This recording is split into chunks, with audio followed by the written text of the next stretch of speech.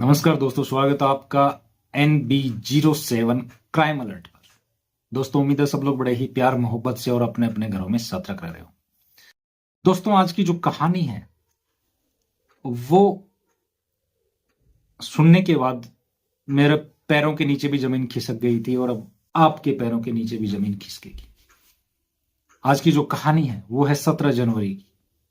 दिल्ली, गुरुग्राम, नोएडा में काफी ठंड, घना कोहरा।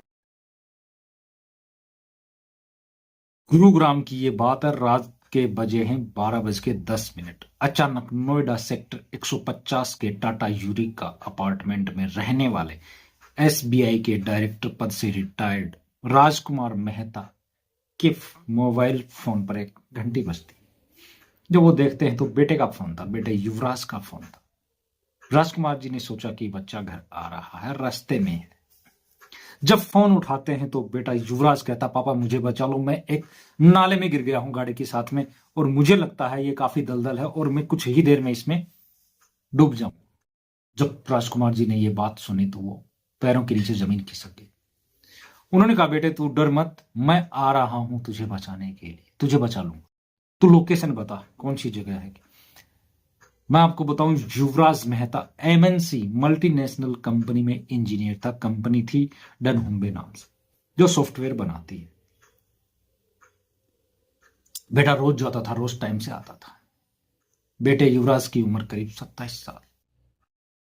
पिता जो घर से निकलते हैं उससे पहले 112 नंबर पे कॉल कर देते हैं। पिता को युवराज बताता है कि पापा इस तरह से एक नाला है, मैं वहां गिर गया और यहां कोई नहीं है, काफी अंधेरा है, प्लीज आप मुझे बचा लो, मैं जीना चाहता हूं, मरना नहीं चाहता। उसने बताया सेक्टर 150 के यूटर्न के मोड़ के पास एक गड्ढा है जहां मॉल बनना था, लेकिन मॉल बना नहीं, मैं वहां गिर चुका। पिता जब घर से निकले तो 112 पे फोन कर, पिता 15 मिनट में पहुंच गए क्योंकि उनका बेटा वहां गिर चुका था।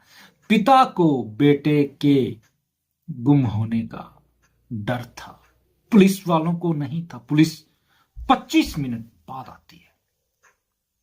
पुलिस जब आती है तो राजकुमार जी उनके सामने गिड़गिड़ाते, हाथ जोड़ते हैं। और एक बात, पिता जब उस युवराज को ढूंढने के लिए गए, फोन चालू था, तो वो नाले की दूसरी तरफ चले गए। बेटे तो दिखाई नहीं दे रहा है। युवराज कहता, पापा आप नाले की उस तरफ हो, इस तरफ आओ। जब वो इस तरफ आता है तो घना कोहरा था। पिता फिर कहते हैं, बेटे युवराज तुम दिखाई नहीं दे रहे हो। बेटे को पिता की आवाज सुन गई। बेटे ने अपने मोबाइल की टॉर्च जलाई और अपने पिता से कहा, पापा देखो ये लाइट, ये मेरे मोबाइल से जल रही है, मैं यहां, प्लीज मुझे बचा लो। पुलिस आती है। पुलिस के सामने गिड़गिड़ाते हैं, सर कुछ कीजिए। पुलिस कहती, यहां तो ठंडा पानी है, कुछ लोहे की एंगल्स हैं, हम रिस्क कैसे लें, हमारे पास में कोई साधन नहीं है। राजकुमार जी फिर गिड़गिड़ाते, सर मेरे बच्चे को बचा लो, मेरे बच्चे को बचा लो। अब पुलिस उनको दिलासा देती है कि रुको हम कुछ करते हैं। इसके बाद में फायर ब्रिगेड को पुलिस फोन करती है, साथ में SDRF को भी फोन किया जाता है। फायर ब्रिगेड जल्दी आ जाती है क्योंकि वो वहीं नोएडा से आई थी और SDRF गाजियाबाद से आई थी, उसको आने में टाइम लगा। जब फायर ब्रिगेड वाले आते हैं, कहते हैं ठंडे पानी में कौन उतरे, ठंडे पानी में कौन उतरे। अब पिता गिड़गिड़ा रहे हैं, सर मेरे बच्चे को बचाओ। युवराज को तैरना नहीं आता, पिता को भी तैरना नहीं आता। SDRF की टीम आ जाती है, वो भी कहती है यहां पे लोहे की एंगल है, लोहे के सरिये निकले हैं, पानी ठंडा है, हम कैसे पानी में जाए, इतने ठंडे।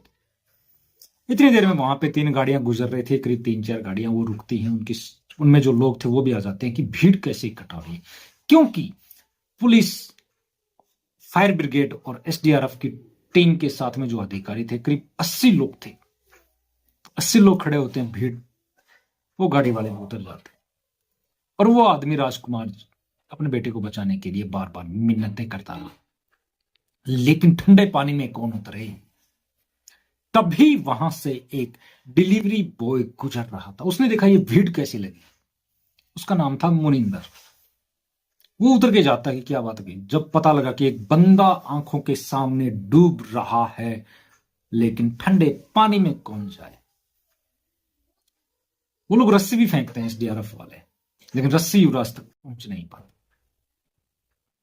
अब फैसला किया मुनिंदर ने कि मैं इस बंदे को बचाने के लिए जाऊं। मुनिंदर युवराज को नहीं जानता था, मैं आपको बताऊं ना, युवराज मुनिंदर को जानता था, लेकिन इंसानियत के नाते, जबकि ये काम एसडीआरएफ टीम का था, लेकिन वो नहीं गए। वो बंदा जाता है आधे घंटे तक उस पानी में। जब वो गया तब तक 85 मिनट बीत चुके थे, मतलब 1.25 घंटे युवराज मदद की गुहार लगाता रहा। मुनिंदर गया, आधे घंटे तक उसको ढूंढता रहा, लेकिन ना गाड़ी मिली ना युवराज मिला। युवराज भी डूब चुका था और गाड़ी भी डूब चुकी थी। अब करीब 30 मिनट तक वो ढूंढता रहा। 30 मिनट के बाद में शरीर ने जवाब दे दिया कि भैया यहां से बाहर निकल, नहीं मामला गड़बड़ हो सकता है। वो आता है, युवराज नहीं आता। लेकिन पिता चिल्ला रहे थे, बेटे युवराज तुम ठीक तो हो, तुम्हारी आवाज नहीं आ रही। लेकिन अब पता लग गया कि युवराज पानी में डूब चुका। अब 4 बजे एसडीआरएफ ने प्लान किया कि अब क्या करना है। प्लान करते करते 4 के 6 बज जाते हैं। 6 बजे एसडीआरएफ की टीम जाती है और युवराज की बॉडी को निकाल के लाती है। ये सिस्टम की नाकामयाबी है, और इस सिस्टम के मुंह पे तमाचा मारा मुनिंदर ने। ये काम मुनिंदर का नहीं था, ये एसडीआरएफ टीम का था। सोचने वाली बात यह है कि नोएडा जैसे शहर में इस तरह से 1.25 घंटे में तुम कुछ नहीं कर पाए। अगर यही बात गांव देहात की होती तो तुम तो कुछ भी नहीं कर पाते। तुम नोएडा जैसे डेवलप्ड सिटी के अंदर कुछ नहीं कर पाए। मुनिंदर ने सिस्टम के ऊपर तमाचा मार दिया। मैं आपको बताऊं, युवराज की मां कुछ साल पहले गुजर चुकी थी। युवराज और युवराज की बहन और पापा। युवराज की बहन की शादी कुछ समय पहले हो चुकी है, वो यूके में सेटल्ड है। अब घर में बचे बाप और बेटा। अब बेटा भी चला गया। अब घर में बचे सिर्फ राजकुमार जी, जिनसे उनका बेटा सिस्टम ने छीन लिया। वो बंदा 1.25 घंटे तक, मतलब दरअसल मैं आपको बताऊं, जो युवराज उसमें गिरा कैसे, मैं वो बताता हूं। आप इस तरह से समझिए कि युवराज सीधा चल रहा था, आगे जाके यू टर्न लेना था, घना कोहरा था, यू टर्न लेना था। अगर यू टर्न नहीं लिया तो सीधे जाएगा, और सीधे आगे वही बड़ा खड्डा जिसके अंदर युवराज गिर गया। आगे कोई बैरिकेड्स नहीं है, दीवार है, लेकिन शायद वो 1 फीट की भी नहीं है।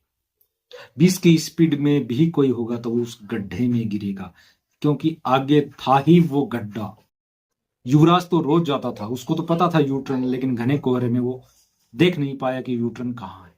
और अगर कोई नया बंदा होता तो वो सीधा जरूर जाता कि सड़क तो आगे जा रही है, युवराज को घूमना था। ये बैरिकेड्स कौन लगाता है? या तो पुलिस या वहां की नगर निगम, नगर परिषद, जो भी होता है। लेकिन इन लोगों ने सुरक्षा के प्रति कोई ध्यान नहीं दिया, और आखिर में इस सिस्टम ने एक लड़के की जान ले ली।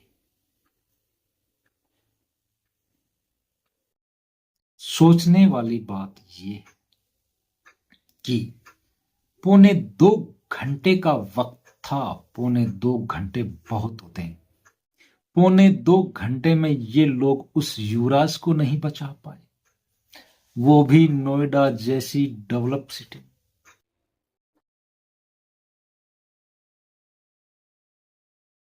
दोस्तों आप क्या कहें इसके बारे में? दोस्तों इस तरह की कहानी सुनने के लिए देखते रहिए NB07 क्राइम अलर्ट। तो मिलते एक नई कहानी के साथ, तब तक के लिए जय हिंद, जय भारत।